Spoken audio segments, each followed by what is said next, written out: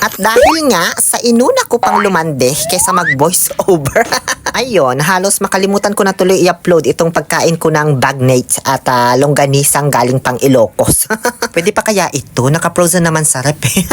150 pala bili ko dyan sa longganisa. Dito naman sa bagnet, 280. Tama ba? Hindi ko na maalala eh. Bahala na kayo dyan. Kayo na lang magtanong pag nagpunta kayo sa Ilocos. Madami naman kayong makikitang nagbebenta nito doon, lalong-lalo na sa vegan. 4 na piraso lang ipiprito ko dito sa longganisa para maimbak ko pa ng matagal na panahon. Bali, i-air fry ko na lang po siya para... Wala, gusto ko lang gamitin tong air fryer namin. Meron kasi kami eh. Medyo nawala na yung crispiness nung magnet, yung bagnet. Kaya sinama ko na lang din sa pag-air fry. 20 minutes lang naman in 180 degrees centigrade Celsius. At dahil nga sa, alam nyo naman na siguro na isa ako sa mga taong pakatyagang mag-antay. Ayan, binantayan ko na lang siya at inantay ko hanggang matapos. Diyos ko, pag-ibig nga naaantay ko, ito pa kaya.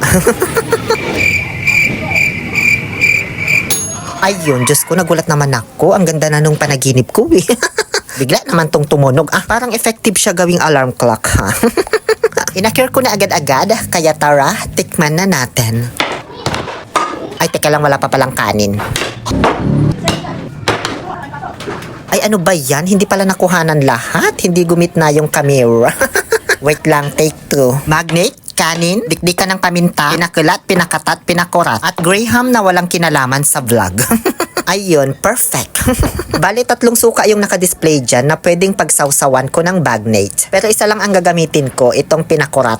Sinamak naman daw yung isang maliit na long neck, yung isang malaki naman ay suka na may sili. Pero sabi nung iba, pinakurat lang din daw naman ang tawag sa lahat ng iyan. Unang kagat.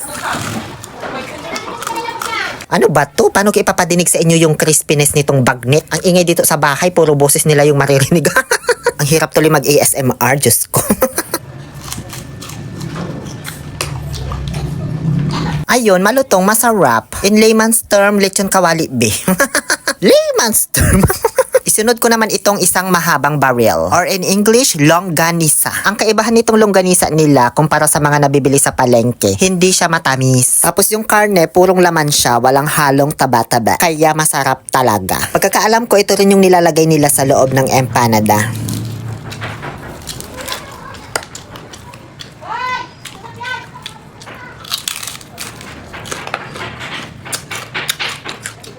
O diba, kung ano-anong kababalaghan naririnig ninyo, imbis na yung tunog lang ng pagkain. Naubos ko na yung kanin ko, pero gusto ko pa, kaya kumuha pa ako. Tapos itago ko na ulit tong graham kasi matutunaw na dito sa labas.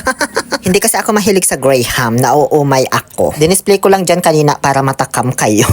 Pansin nyo, wala akong vlog sa paggawa ng graham kasi hindi ko talaga bet ang dessert na yan. Hindi naman sa ayaw kong kainin, titikman ko lang siya ganun kasi mahilig naman akong tumikim-tikim eh.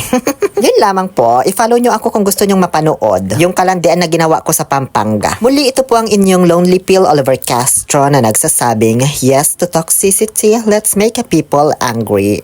Meh!